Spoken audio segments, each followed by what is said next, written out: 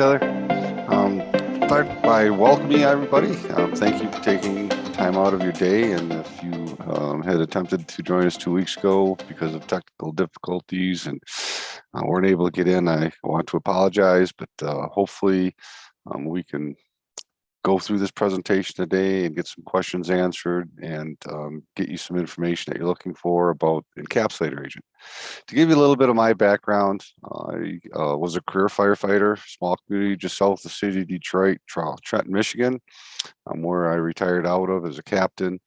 I was also have trained to the level of a hazmat specialist, was a paramedic, and through my career spent as much of my time trying to learn as much as I could about the high hazard fires that firefighters are faced with. So after retiring, I started with the ethanol industry. I'm doing some consulting work, and when chiefs would ask me how I would deal with an ethanol plant fire, my answer to them was always let it burn because you do not have the resources. And with that, I started to think that being the 21st century, there had to be a product out on the market that could help firefighters deal with some of the high hazard fires that we're faced with. And through my search, I came across hazard control technologies and the F500. And today I hope to share with you some of my knowledge on the product and also share with you testing that has been done with the product when it pertains to the subject that we're covering today, which is lithium ion. When we sat there and I talk about finding it, let's say hazard control technologies, like my own personal goal was to try to make the world a safer place through prevention, protection, and suppression. We all know that fluorinated foams and fluorinated products are a huge issue in today's world and in the environment. They're called those forever chemicals. Encapsulator agent, as we go and we talk about it, we're going to learn it's fluorine free and it's innovative and very effective on dealing with many classes of fires, as you'll see. Our company is located in Fayetteville, Georgia, and we have a global distribution network. This product has been around since 1997. So as we go and we talk and I, go over the product, it's not something that is due to the market. This has been around. It's just that it's being tested on some of these new hazards that we're being faced with. And as I mentioned, today we're going to be concentrating on the lithium ion batteries, a growing hazard. And if we sit there and we look around, they're part of our everyday life. Our cell phones, our laptop computers, we have children at home, the kids' toys, anything that is powered by batteries is moving towards the lithium ion battery because they're a great source of power. They store a lot of energy and they make these devices run very effectively. Problems that we are starting to face and we keep learning about, when we see these batteries, is how sometimes because of abuse and things like that, they can cause fires. The batteries are designed in shapes, various sizes and shapes based on the applications and uses, different voltages and designs. The batteries are either a polymer pouch, prismatic, or cylindrical cells that are put together in ways that manufacturers are required to operate and to use devices. Demonstration shows what it looks like when a lithium-ion battery fails and sparks a fire, often because of faulty design or overcharging. Those batteries causing more than 200 fires in New York City alone last year, injuring 147 people and killing 6. I'm going to go and as we play this, I'm going to kind of jump ahead because this is some news footage. We see this in the news, almost daily. We start having these fires and these concerns about the lithium ion battery. So I'm going to kind of jump ahead. This is a long video. There was some news clips that were recently on there talking about, some of the hazards the fire departments are facing. This battery catching fire and exploding next to a child. Startup charge in 5, 4. We met with researchers in Pennsylvania. to see what happens when a lithium-ion battery is purposely overcharged and fails, starting a fire. We are here with Steve Kerber. He is with UL's Fire Safety Research Institute. So, Steve, we're actually inside of a home built to burn. We study how fire grows and spreads, and we purposely instrument it so we can figure out how to keep people safe for emerging technologies like this. Kerber and his team outfitted this 1,600 square foot house with everything you'd find in the typical American home. Then they rigged it with cameras and an array of sensors that measure heat and gases. It's going to catch fire, it's going to release a lot of gas, and we're going to see an explosion. Researchers removed the safety features on the battery to ensure it would fail. After 2 hours of overcharging the scooter, smoke. 17 seconds later, energy storage systems to store solar energy. Hunter Clare and Justin Lopez experienced the force of a lithium-ion battery fire firsthand in 2019. Originally, we thought it was a transformer fire. The Peoria, Arizona fire captains responded to a call at a facility containing thousands of lithium-ion batteries used to store energy for the power grid. You needed to make sure it was safe for the workers to go back into this building. Exactly, so they could fix whatever the ultimate problem was. And as we went to leave at that point in time, it ignited, right? It blew up. I don't remember the explosion, don't remember anything from there. The force blew both men under a chain link fence. Lopez landed 30 feet away, Claire 70 feet. Where's he at? The men nearly died. Both suffered brain trauma, broken bones, and multiple. I'm going to refer back to that incident in Arizona where they had that explosion, which sent those 2 firefighters through the cyclone fence. But as we go through and we continue on with the presentation, I'm going to ask the question, is your team prepared? Are you ready for these emergencies, these fires that may occur as the use of lithium-ion batteries continues to grow in all aspects of how we work and basically live in our homes? You know, how do most batteries start in the first place? Well, with all the media coverage and things, we know that by overheating, that rapid charging, discharging, you know, leaving the phones or your devices on in your cars or on dashboards, the sun overheating them, with cars and things like that, the abuse, trauma that might occur from an auto accident. So there's many causes, and some of the main causes with some of our smaller devices is using non-OEM approved charging devices. We understand that by doing so, there may not be the safeties built into some of these non-factory approved charging devices, so it can cause that thermal runaway or that thermal overheating that causes the thermal runaway. So when we look at the thermal runaway, we're talking about an individual battery, an individual cell that overheats, okay, starts off gas, then, you know, has its fire begins and the thermal runaway starts.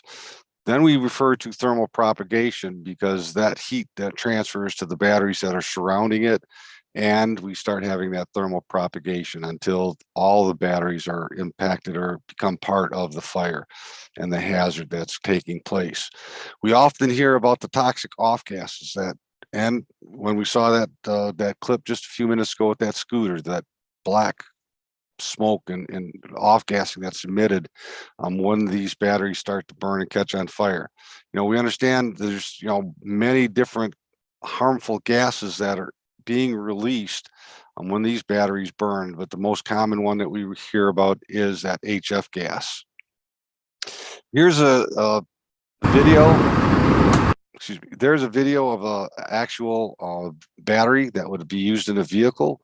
While this was extinguished with F500, we're showing that just so that you can see how violently these batteries, when they fail, can be. You can see that, you know, the jetting fires, etc. While this particular manufacturer is now using F500 to protect their facilities, it just shows that, you know, this is again a very violent fire when these batteries start to release and those electrolytes inside them start to burn. We talk about the current events. Yeah, to try to list them all would probably take pages because we're constantly hearing about these fires that occur. I just took a real quick news clip. And how to explain it? People in East Harlem struggled to find the words, so stunned by the death of 2 people in an overnight fire. It broke out around 2:40 a.m. Wednesday. Residents tell us when they saw the broken windows, they instantly knew who was involved. We both lived around here about around the same time. You know what I'm saying, since we was little kids. And had an awful feeling. What happened? He was charging a bike. Firefighters confirmed their suspicions with this tweet, saying that they determined that an e-bike battery was to blame. The tragedy now has a man in the hospital in a burn unit in critical condition, and it killed his girlfriend and his 5-year-old little girl. Neighbors say the child was an absolute joy to be around. Happy, very happy, very, very happy child. That's the only way you could describe him. You could tell that he was a good parent because she was always. So in the news, we keep hearing about all of these scooters, people repairing scooters in their apartments or in buildings that are underneath of apartment buildings, where they have shops that they've put together where they can repair and so on and so forth, where these batteries may fail and then catch on fire, leading to unfortunately injuries and deaths. So when we sit there, we start looking at, the fire suppression. We're going to go and we're going to talk about all the testing that's been done, and hopefully we can sit there and offer some choices and see how these different things work. So what agents are going to perform on lithium ion batteries, and why they work and why they don't work. I hope to give you a better understanding as we go through this. We understand with foams, foams work on a mechanical basis, creating bubbles and causing a separation between the fuel and the oxygen. If we go into the NFPA 11 Annex and we look at Annex A11, it states that foam is not suitable for 3-dimensional fires. When we talk about that jetting gases and those violent fires, then we understand why foams are inefficient and unable to extinguish those types of fires. Plus, it doesn't do much as far as the cooling. A great example is if it's warming a blanket. What do we do at night when we're cold? Okay, we pull up a blanket to keep us warm, keep the heat in. And many times that's exactly what these foam blankets are doing. They're not really removing the heat. They're causing the separation of the oxygen. So the blankets are not removing the heat. They're not being able to have an effect on the toxins as far as that HF gas and the things that are being released when these batteries burn. So in testing, as we go through, we'll see foam is not suitable or not suited as an agent to be able to extinguish. We look at inerting gases. Well, let's think back to that, again, that battery energy storage system where those firefighters were injured. The type of system that was in that battery energy storage system was an inerting gas. Your inerting gases may work great with computer centers, data centers, switch rooms, and other, electronic or electrical applications. But when it comes again to the lithium ion batteries, there's that thermal runaway, that event giving off a lot of heat, and your inerting gases are not going to be very effective, as we'll see in this next slide, at being able to cool. It's not going to be able to stop that thermal runaway or the thermal propagation. It's not going to be able to reduce those toxic gases or explosive gases in that atmosphere. If anything, it makes the atmosphere so that it can't burn. But once we start allowing oxygen into that container and we get that right air fuel mixture, okay, then we have those explosions that those firefighters experienced. So it's not an effective solution when we start looking at it for lithium ion batteries. When we hear many talk about the fires with cars and other applications, large applications with batteries, it's always copious amounts of water. And the question then is asked, what is a copious amount of water? And from news reports we see with a car, a Tesla, a single Tesla, 30,000 gallons of water or 40,000 gallons of water. With areas of the country experiencing drought conditions, that is a lot of water to be using on a single vehicle. So let's think about what we can do to make that water even more effective. So as we go through, I hope to help you understand how we can do just that. So the water amount is, as mentioned, copious amounts to be able to extinguish the battery. And the thing is when we do even use copious amounts of water, we still have reports of hours to days and possibly even a week later, these batteries reigniting. So does water truly work to extinguish these batteries? Again, as far as the toxins reductions, it does very little. We look at the water runoff, and while many are saying that because of the amount of water used, it's not a hazard. Yeah, that water has to go someplace, and it's going to accumulate. And is it really a non-hazard once that water starts to evaporate and leaves behind the residues that were washed off? So there's some questions there in my mind. We look at that again, the possible reignition, as I mentioned, hours, days, and weeks later. So is water, again, that answer?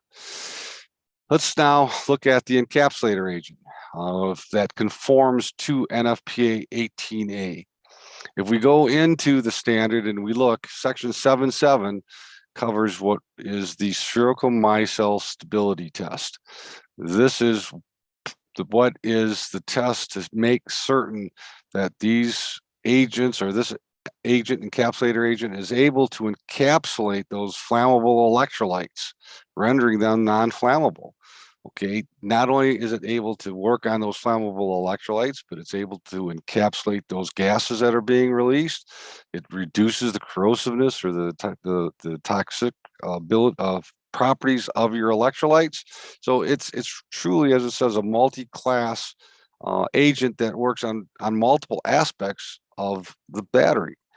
It works by also removing the heat, taking temperatures that are in excess of 1200 degrees and higher down to 120 degrees or less in a matter of seconds.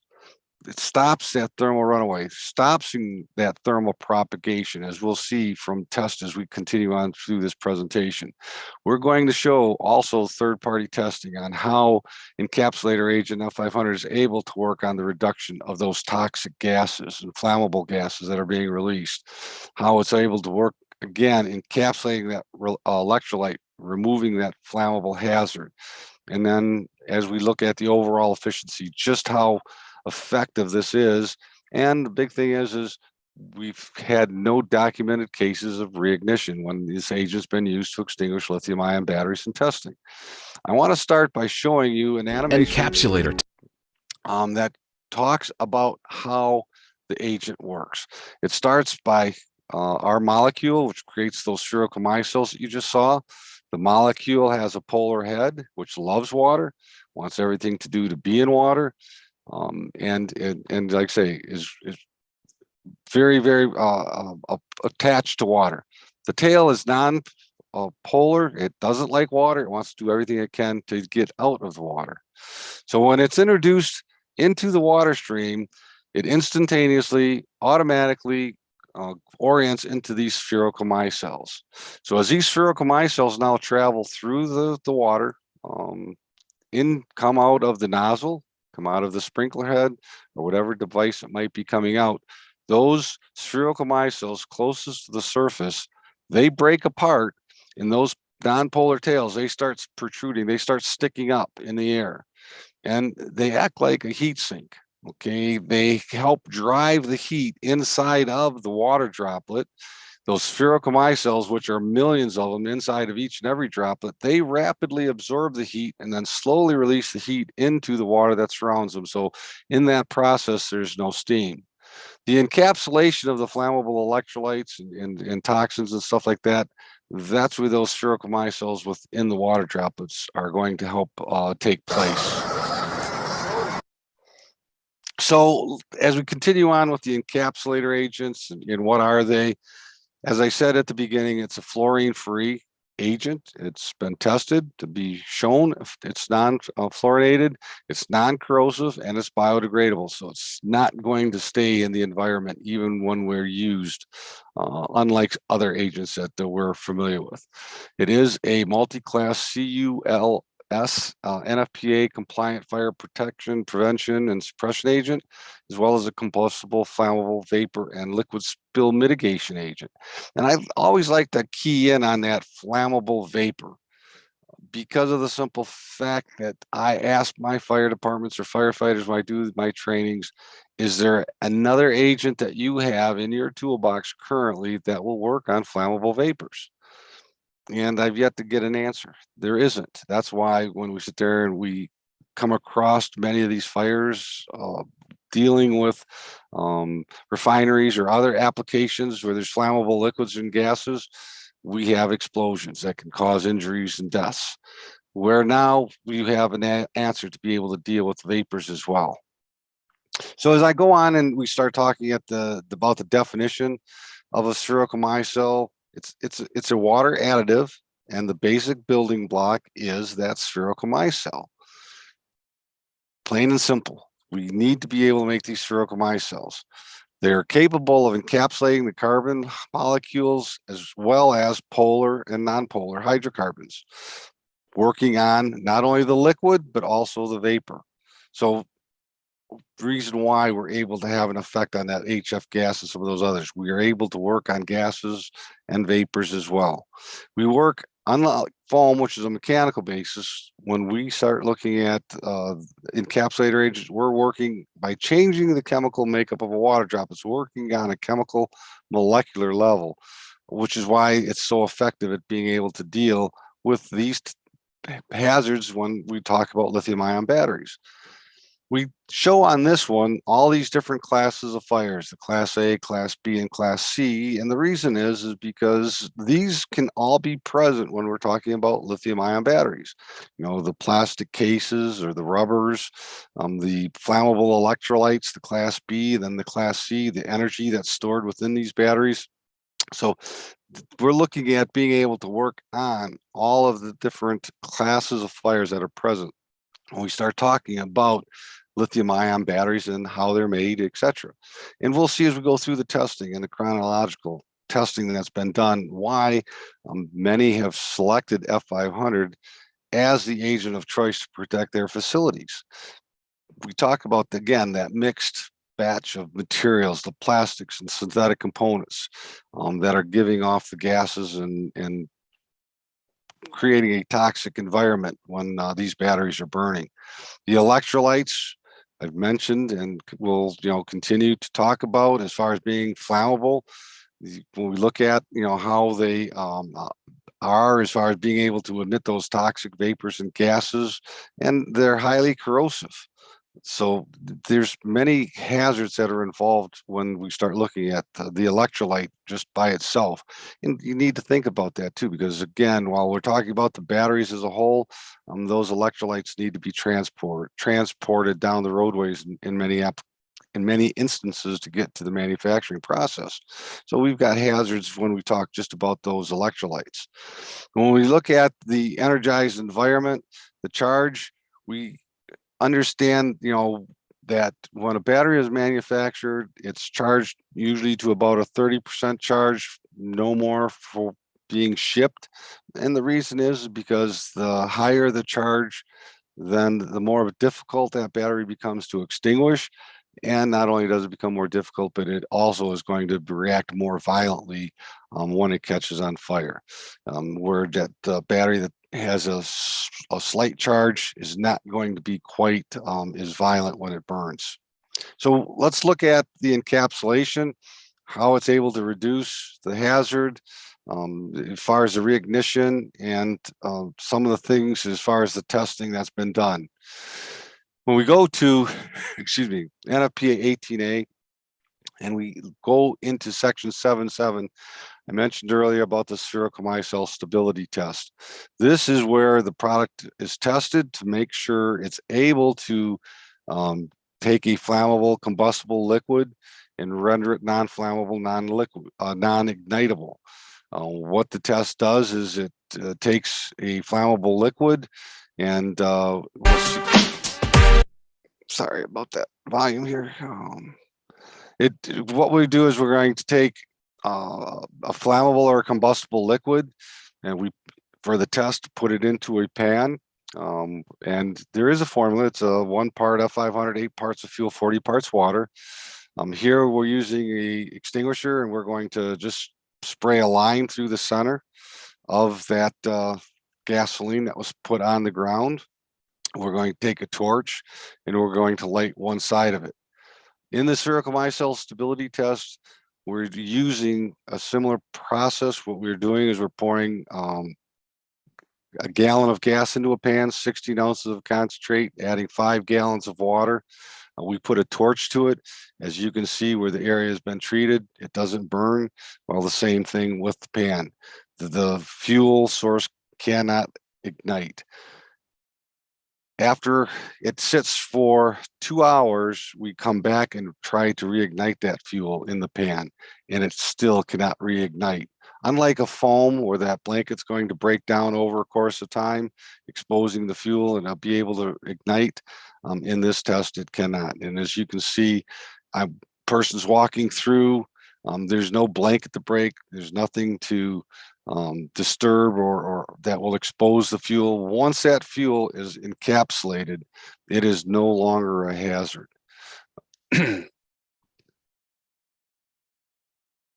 We talk about that heat reduction, why it's able to work on being able to drive those temperatures down so quickly.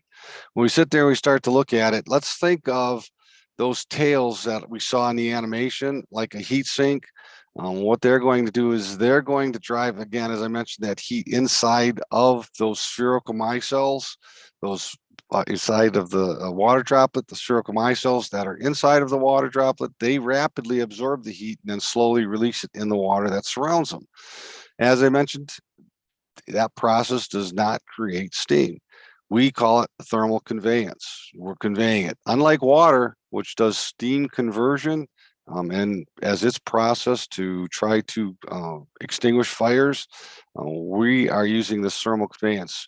If we think in the fire service, we have what's called the fire tetrahedron, and 3 legs of the tetrahedron are the fuel, the heat, and the oxygen. So we understand if we take away the fuel or we take away the heat, we've extinguished the fire. And we're showing just how effectively the encapsulator agents are able to do just that. Remove the heat, remove the fire. And here's a great video clip that was done at the Port Authority in New Jersey. With thermal imaging that you see here on the bottom right, you'll see just how quickly when they start extinguishing this fire, those temperatures drop. The heat is gone.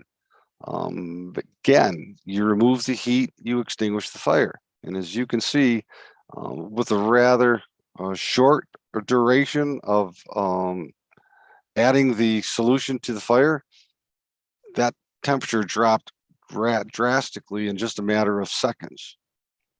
And it does the same with those lithium ion batteries. It's just trying to show how effective it is at being able to extinguish and being able to cool.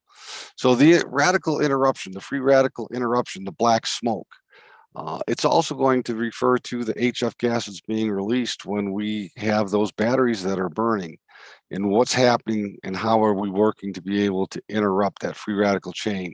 And we're going to see as I continue on through just how effectively and how much of a change that we can have on those toxin gases that are being released. To show just a real quick and probably the best visual would be let's looking at these tires that are burning, giving off that thick, heavy black smoke. When we sit there and we take the nozzle, it's only a 20 gallon per minute nozzle, and we start to attack this fire, you'll see just how quickly, I'll pause there for just a second. You'll see just how quickly even though we have a lot of fire, where did the black smoke go? Where's the toxic soot, the smoke, the hazards that were present in beforehand? So as you can see, there is a huge impact when we sit there and we start using that ability to encapsulate that black soot, the black smoke and those toxins, that reduction of toxins being released and that we're being exposed to. And, if it's a huge fire, it can be the community. How many times do we have these large fires at battery energy storage systems or other facilities, and we have an impact on the community where people need to be evacuated and have to be relocated from their homes? When we go on and we talk about the black soot and the smoke, we're going to look at a Clemson University study. Here they used an inverted glass funnel, and they used toluene as the fuel source. And they were looking at three things when they were doing this testing. They were looking at light transmission through the smoke column, the accumulation of soot on the hood, and then the toxicity of that soot that built up on the walls. They did a series of tests with plain water and a series of tests using the F500 at a 3% solution. And when they did, they found that there was a decrease of 97% of the toxic soot. Okay, the toxicity of the smoke was decreased by 98.6%. That's where all the carcinogens are, the toxins that people are being exposed to. And the visibility was increased by 68%. We had such a drastic effect on the smoke that we were also able to improve visibility. Let's look further, and when we talk about that 98%, a 98.6% reduction in the carcinogens and the toxins, here is a list of some of those that were identified as being encapsulated and removed as far as exposures. So when we look at the conclusion from the Clemson report, it starts talking about how the agent worked and that they believe that it suggests an interruption of vapor phase combustion, possibly by inhibiting radical coalescence into soot particles. So in other words, we're interfering with that phase where those particles join together to create those carcinogens. And as we continue on, we'll see how that has an effect when we talk about lithium ion batteries. Now, more recently, we got into a even more in-depth study with firefighters, and this came from Laval, up in Laval Fire Department in Quebec, Canada. And what they did is they wanted to test F500 because they had lost one of their firefighters to cancer, and they were hopefully looking for a solution to see if they could not reduce firefighters' risk to catching cancer are being exposed to the carcinogens that cause cancer. So they purchased F500. They had a house that was donated to them, and they set up so that they could do 4 fires. They were going to do 2 fires using plain water and 2 fires using an F500 solution. After each of the fires, they replaced their hoods and the inner linings of the helmets, bagging them up and giving them to a representative from the University of Ottawa for testing. So as they went through and they did their test, again, 1 and 2, one was with water, one was F500, 3 and 4, again, this was their findings. And we'll see that as we look with the encapsulator agent, they're showing all of these different chemicals that are listed. And then with no encapsulator agent, what the results were from the University of Ottawa, and then when the encapsulator agent was used, the difference, and it shows the decrease in the amount of contaminants that were found when they used the F500. From this testing, the firefighters that were part of this testing, they all agreed. There's 30 of them, and trying to get 30 firefighters to agree on anything is a feat. And all of the firefighters that were part of this testing all agreed that to prevent the firefighters in the future with the Laval Fire Department reduce their risk to cancer, that they should use F500 on all fires moving forward. So it was a huge, huge report showing how effective the encapsulator agent is reducing our exposure to these carcinogens.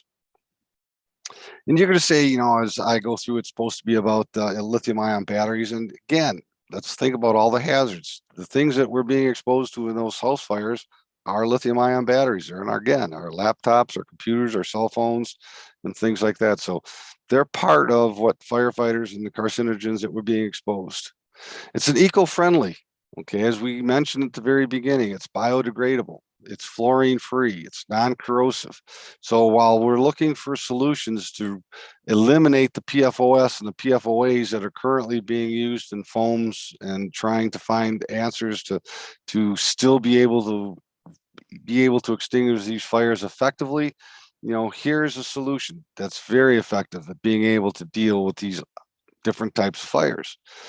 The product, as we talk about, as far as the fluorine-free, has been tested by the Gel Laboratories, which is an EPA-approved lab, and it was tested for 25 different fluorinated ingredients. Results were there were none detected. So it has, again, been tested multiple times, and there is no fluorinated ingredients. And we kind of show that little Swiss Army knife there, because when we sit there and start talking and we continue to talk about the encapsulator agent and all of the things that works on it, seems like, you know, it has an effect on pretty much every application that we can think of. You know, being able to mitigate those liquid spills and hydrocarbons, or being able to encapsulate vapors, preventing an explosion or fire from occurring, rendering fuels that might be spilled on the ground. You know, maybe somebody overfills their gas tank at the gas station. Now, instead of using, you know, absorbent materials that are not really effective at mitigating the scene, you know, here we have something that we can go and make that scene safe with. I've talked about that rapid and permanent heat reduction, being able to absorb, you know, hundreds of thousands of kilocalories of heat. We look at that stable burn back resistance, and we'll talk a little bit more when we mention that burn back resistance and the abilities of being able to use the agent as a pre-treatment in being able to hopefully reduce the effects of exposures, or being able to prevent exposures from becoming involved in fires. We look at that absorption of the free radical, the soot, smoke, the carcinogens, improving visibility, and again, being fluorine free and biodegradable. It's pretty much what we're looking for and trying to improve the environment as we go through.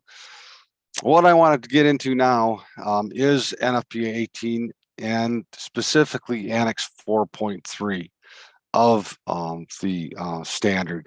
Annex 4.3 covers over a decade, testing that started back in 2008 with Bosch to present. So we're going to start getting into some of this third-party testing that has been done on the agent. And also we'll talk about this Dutch standard, the NEN NTA 8133, which covers extinguishers. So to start with, you know, we'll look at, you know, the NFPA, been around for years looking for. And when I talk about this, you know, we look at that battery energy storage system where those two firefighters were injured. And the solution and the answer that we had here in the United States was, let's, you know, create this committee to sit down and to look at the problem and the issue at hand and see if we can't come up with a solution to make these battery energy storage systems safer, not only for the design, but also in the event there is an incident that occurs where firefighters need to be able to have access to be able to extinguish, or even to put a better fire suppression system in these systems. So as we go through and we start looking at the NFPA, again, that Annex 4.3, it's going to list all of these independent third-party test organizations that have done testing, and there's yet today even more that we can add to this. But it, as I said, started with Bosch, has gone to the Dacra, Daimler, Deutsche Automotive, and University of Fraunhofer University, as well as TU Clausthal. So we're going to get into a lot of these test reports and talk about them and give you some insight in all of the aspects that encapsulator agent has been used when it's extinguished these batteries, and things that have been found to be effective when these agents are used. I mentioned that NEN standard, which is the Dutch standard, and it is going to cover your fire extinguisher testing, and it covers basically up to 600 watt-hour batteries, which, you know, we're going to start to see those larger batteries in you know, power tools and drones, bikes, scooters, and things like that. Where, you know, you have some smaller batteries, but, you know, this testing with the encapsulator agent F500 has been tested up to that 600 watt-hour size battery. And when we look at the testing and how it was set up, we look at this rack of batteries that's seeing here, and what they would do is they put this series of batteries together, usually 6. They'll start the fire in, I believe, the middle, and the agent needs to be able to extinguish the batteries before all the batteries catch on fire. So it is a challenging test. And F500 has been tested to the standard, and as you can see from the picture there again, F500 was able to successfully stop that thermal propagation, that thermal runaway, and extinguish this fire before all cells were burnt up, and be able to extinguish it. So for that reason, the Neuropean fire extinguishers that are marketed by Johnson Controls do have a 600 watt-hour rating, NTA 8133, that is listed. So there is, in the European standard, a lithium-ion battery classification or extinguisher that is on the market. We look at the third-party testing as it continues on with DACRA. Again, this was before the extinguisher, but this is part of the testing that's been done through the years.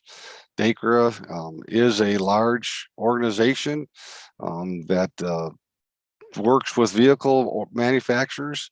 And again, after Bosch was done with their testing, they shared results with others about the abilities of the F500. So over in Germany, a lot more testing has taken place on the ability of encapsulator agents, and that's why we're seeing so many of these third-party testings that have been initiated or started over in Germany. When we look at this, and I start talking about the Kiwa Lab report in the testing, this was some testing that was done in conjunction with HCT Europe and Johnson Controls, and it was done to find out the effectiveness of encapsulator agent against foams and powders. When we sit there, we look at the testing as it was done. In this comparative testing, as we see here again, they're testing the powder, the foam in the middle, and the F500 solution.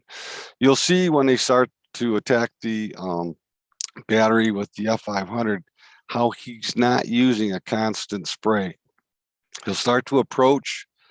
As he sprays, he starts knocking the fire down, extinguishing the fire. And once he does, now he's just using short little durations of a blast from the extinguisher just to give some additional cooling. The powders on the left, you can see no effect.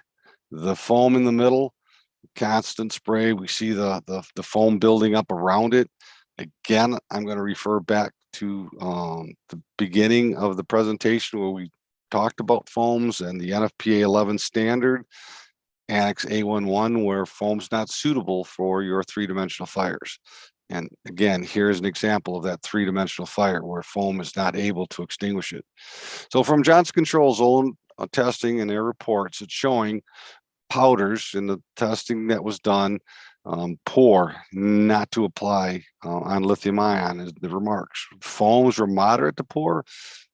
Again, in the remarks, not recommended, yet when we look at F500 and all the testing that was done, it shows can be recommended. And that is why Johnson Controls and Neuropean have those extinguishers.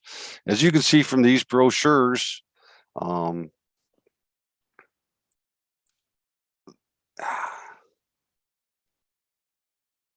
excuse me, for some reason, let me do this.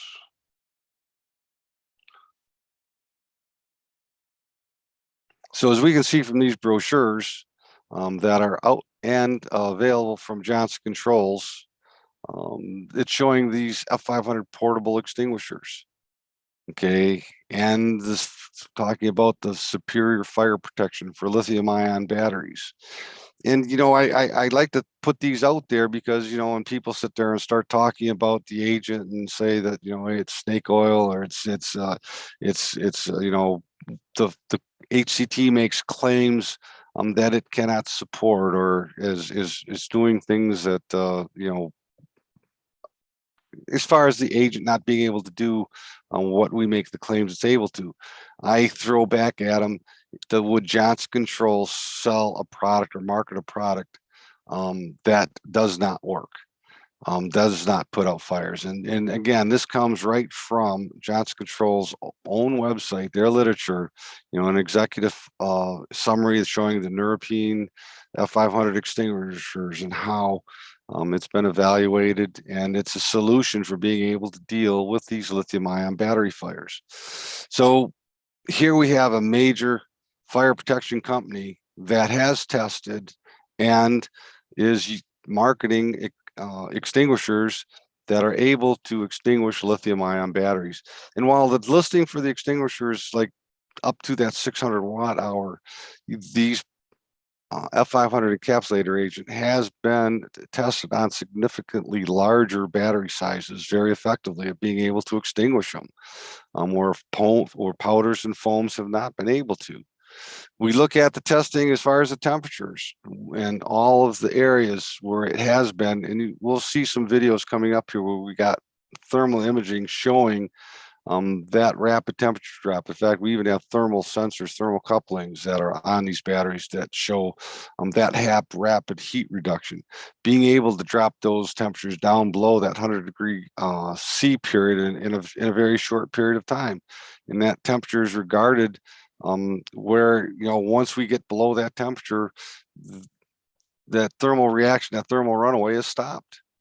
So we'll see how effectively it's able to get those battery temperatures decreased down to those levels and below rather quickly. We look at the TL Colossal University and some of the reporting that was done there. And I'm going to point out that when the testing was done at Kiwa Labs, the gentleman that was part of that testing was not wearing a breathing apparatus. And unfortunately, after the testing was done, ended up spending some time in hospital detoxing because of exposure. Because of that, testing then started moving indoors where they could monitor that off-gassing to see what was being released and how much was being released. And we started looking at some of these reports with the TL Colossal report. And one of the things, and we hear people talk about it all the time, is that HF gas. Well, from the testing, and again, this comes from the reports that were done and shared with Johnson Controls and HCT Europe. We look at that HF gas that's being released. And when there was no extinguishment, when we were dealing with like smaller batteries, it was maybe 200 parts per million. And when we were looking at the larger, the batteries, we might be looking at like 56 parts per million.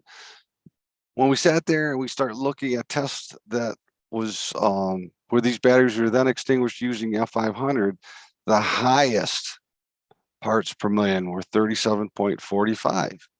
Well, if we look at the AEGL, that's almost a 30-minute acute exposure. So when we look at being able to give some safety, if we use these in suppression systems, if we have extinguishers, etc., where if a battery begins to fail, you see how rapidly the smoke builds up and how quickly it spreads. Well, if we have a fire protection system that has F500 in it and it starts knocking down those gases, we're actually giving some safety margin in there for people to be able to get out of structures and buildings, as well as being able to have an effect on extinguishing the batteries. So we go on with the Fraunhofer Institute, which has also done testing with the F500. And I mentioned some of the thermal imaging and other things. In this particular test, this is of a full-scale battery, and it's inside of a Connex box where they're trying to test the effectiveness of a sprinkler. These have sprinkler heads on each end of this Connex box, and they are, as you can see, overheating a battery or overcharging a battery, sending it into thermal runaway. That thermal runaway begins and the propagation, the battery starts to burn. Now, the heat inside the Connex box needs to build up to a point where it's going to cause those sprinkler heads to activate. And when they do, you're going to see just how quickly the agent F500 is able to extinguish this battery. So we're going to, as we see right now, the jetting flames, those electrolyte burning, the off-gassing taking place. The visibility starts to get a little harder because of the buildup of smoke. You've also, again, as we mentioned, the heat. And in a second, we'll know when the activation of the system occurs.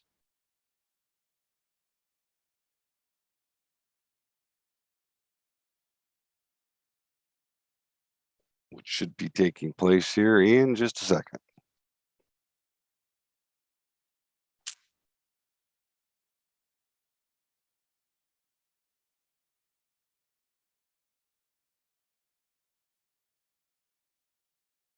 Okay, and there the system was activated, and you can see just how quickly the fire was extinguished. Rather quickly.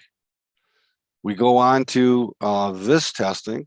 Again, with the thermal couplers in it now, we start to see the temperatures. We'll see what the temperature are, degrees centigrade. Again, it's a battery that is sent into thermal runaway by overcharging.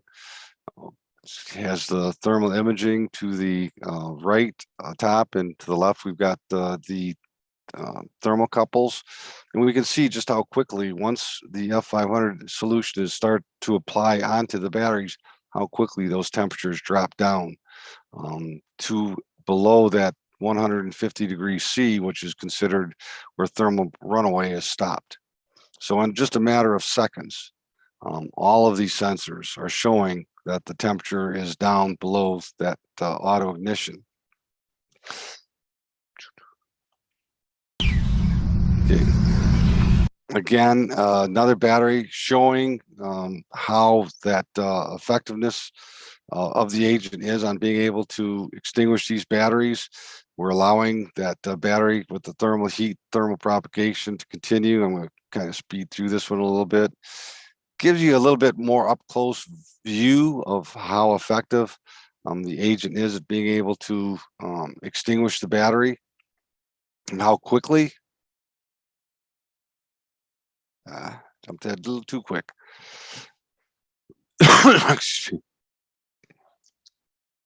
So you can see just in just a short duration how quickly that the fire is able to be extinguished and thermal propagation has stopped. Excuse me.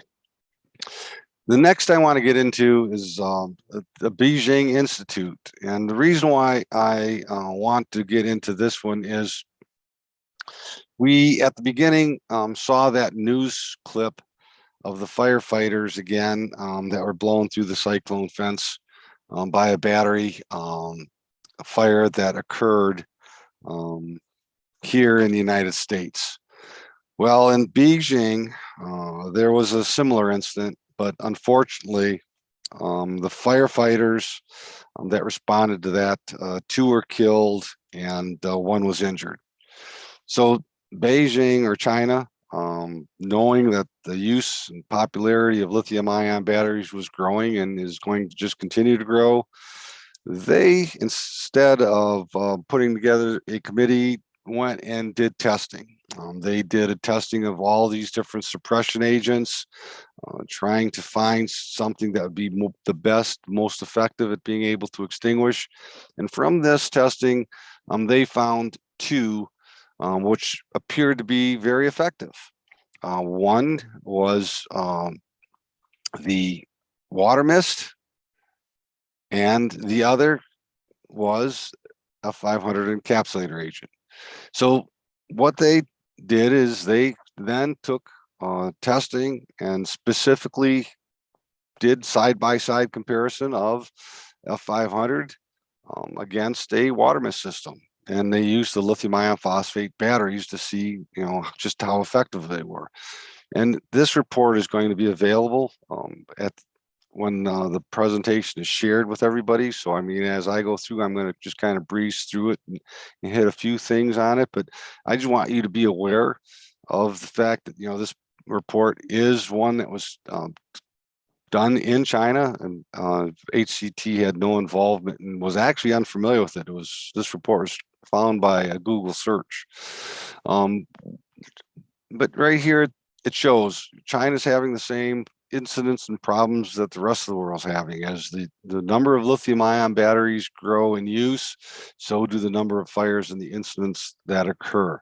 And as we go through this report, and it starts talking about the thermal runaway and the thermal propagation and the differences between, the water mist systems and the use with F500, there are many things in this report that really come out in here. One is it's going to talk about the F500 was 3 times more effective at being able to cool and extinguish than the water mist systems. But the other things that came out of this is that we understand, there's the CO and the CO2 and the HF gas. Well, in this report, they also looked at the hydrogen gas that was being released when these batteries burn. And we look at here in this graph, and it's important because, here's that explosive gas that's causing issues. And when they allow these batteries to burn, they able to identify 476 parts per million of hydrogen gas that was being released when these batteries burn. When they used the water mist system, they were able to drop the amount of hydrogen gas that was being released down to 270 parts per million. Yet when they started using that F500 to be able to, not only was it 3 times more effective at being able to cool, but it dropped that hydrogen gas down to 14 parts per million, getting rid of that explosive atmosphere. And again, it's showing you here in this pie chart just how much of a difference it makes and how it's able to encapsulate that hydrogen gas. So we talk about the ability of this agent to work on all those classes or all these materials or all the gases that are being released. Again, this goes along with all these other reports to confirm the things that HCT is stating about the product and how it's able to have an effect on being able to extinguish these fires. So as I said, this report will also be, as well as the others that you've seen, is part of the presentation. So we talk about it, on the 16th of April, where those firefighters were killed by that lithium ion phosphate battery that was on a rooftop that was connected to solar panels. So it's unfortunate that, it's, had to lead to some deaths and injuries, but, here we have a solution. We have an answer to hopefully be able to deal with and reduce and eliminate those deaths and hazards from happening in the future. So the synopsis from this is, how effective it was at being able to work on lithium-ion batteries, being 3 times more effective than that water mist system, and being able to reduce those off gases, especially that explosive hydrogen gas and the HF gas, the toxic gases, the concentrations versus the water mist. We talked about that and pointed that out where it was in the report. So when you have the report, you can go and you can, look through it and see where these graphs are and how it had that effect on being able to reduce those off gases. In there's also the fire tetrahedron, the triangle, showing us, how it has an effect on each of the different legs of the triangle, being able to cool, being able to, stop that oxidation, the cooling effect, and encapsulating the off gases. We look at disposal because I mentioned that water runoff and still having contaminants, even though many say it's diluted so much that there's very little or not enough to worry about. Well, how much is not enough to worry about, really? So when we start looking again at the use of encapsulator agent F500, when it's used on these batteries, some testing that was done where F500 was used to extinguish an actual battery fire and the cleanup, This again comes to us with some testing that was done through TU Clausthal University and the reporting that was done. And we're going to also talk about a report that comes to us. You'll see it in Brand Schultz magazine. But when we sit there and start looking at the solution being used to extinguish the battery and how effective it is, excuse me, how it's able to reduce and encapsulate these different chemicals that are being released and changing, again, that corrosive, toxic electrolyte to something that's pH of 7.7. And we'll see that as we go through in some of the test reports that are going to be talked about. So the amount of concentration of these particulates and these particles in the water are greatly reduced, and it takes it from a solution that may have to be disposed of at a hazardous industrial water treatment facility to a solution that can be treated by a municipal water system. So it makes it a whole lot less expensive. And some of that reporting also comes to us, and I'm going to point out this Brand Schultz magazine report. There's reason why I'm going to bring it up is because in here, this is from an actual incident that took place. It was a fire that dealt with a high voltage battery on a test stand. Because many cases when I should say I read in some of the Facebook posts or some different posts in blogs or in articles and so on, many times, people are referring to, we have to get the water, or we have to get the solution into the battery, onto the battery cells, etc., in order to be able to have an effect and extinguish. This was when we started first looking at it, because it states here, interesting extinguishing water analysis. It kind of came to us as a report and being able to show how we reduce the toxicity of the solution when the agent was used to extinguish the battery. And again, this deals with an actual incident that took place in a climate controlled test facility. And as I went through here, and started to read it, it talked about, being able to reduce the toxicity and the pH of the water runoff.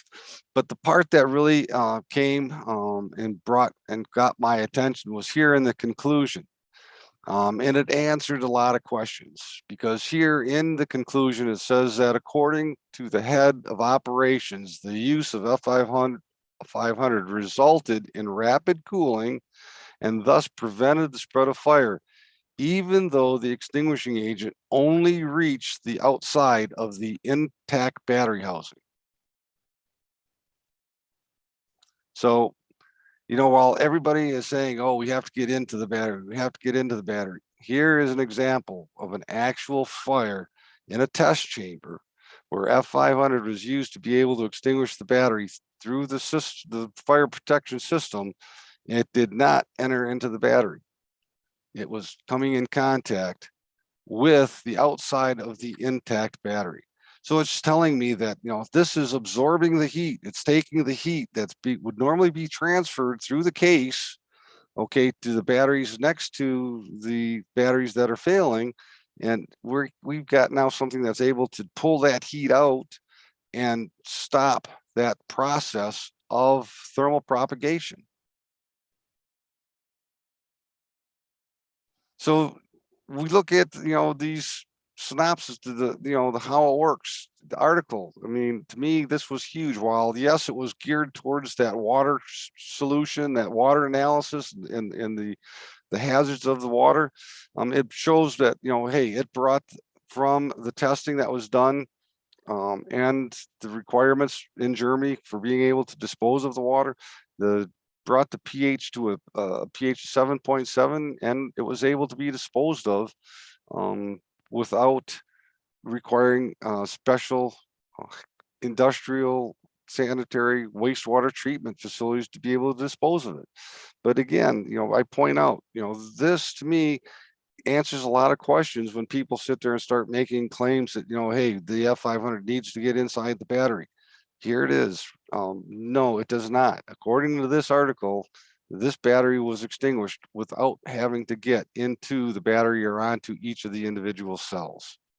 So in a quick summary, we sit there and we talked about the NFPA 18A, how we work on that molecular level, referring to that 7,7 encapsulation, that spherical stability test, the ability to rapidly reduce the heat, the toxins, be able to extinguish the fire, stop thermal propagation, stop thermal runaway, the significant reduction in toxins and soot and hazards that are present when these batteries burn.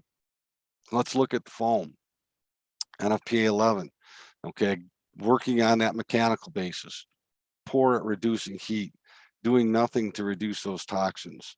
Inerting gases, pretty much the same, working on a mechanical basis, poor as far as heat reduction.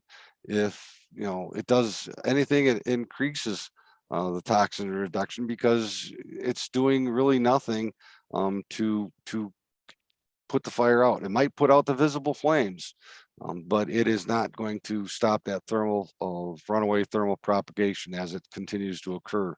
And with water, again, minimal heat reduction, very slow. That's why we need copious amounts and why we continue to have reignition hours to days later, because also water is doing nothing to mitigate the electrolytes, the hazardous flammable electrolytes. So, the encapsulating is here, the encapsulator technology, we're here to protect the industry. And right now, as you can see, the benefits of using the encapsulator agent, and just to show a few of the organizations or groups, companies that are using us. We're in good company in protecting them. Battery energy storage systems. We are working with companies to protect these battery energy storage systems. We have 2 units that are in place, and we hope to talk to others and get more involved in getting more of these systems. We look at the types of systems that we use, as far as the engineered systems and the abilities. We're talking about using our diamond doser, water-driven proportioners, with the flammable vapors, the VEEP system, which is the vapor encapsulation explosion prevention system, which is also covered in NFPA 18A. So the encapsulator agent can be very effective in being able to protect our systems. And when we look at a battery energy storage system, what we do is we try to work on each and every rack with a misty or a sprinkler, a spray head over the top of each and individual battery, tying in with battery management systems to monitor temperatures and heat within those cells or within those batteries, and activate the system per rack so that we don't have to flood the entire container and have a impact on the entire container. So with that, I'd like to open things up for questions that you may have. Here is our contact information. Feel free to contact us if you'd like some additional training, some additional information. Fire departments, people that are out there looking for information or for maybe additional training to protect their facilities, their businesses, please, feel free to reach out to us and ask, and we'd be more than happy to help you out and get you some training and information.